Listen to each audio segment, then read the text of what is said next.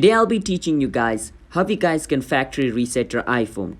So for this, first you want to click on setting, and from inside settings you want to go inside where it says general, and from inside general scroll all the way down at the bottom until you see the option called transfer or reset iPhone. Click on it. Now from over here you want to choose the last option where it says erase all content and setting. Once you click on it, it's going to show you this. This is what it's going to erase: your Apple data, your Apple ID, which means your Apple ID is not going to be deleted, it's going to be logged out from this device, and your Find My Activity log, that will also be disabled.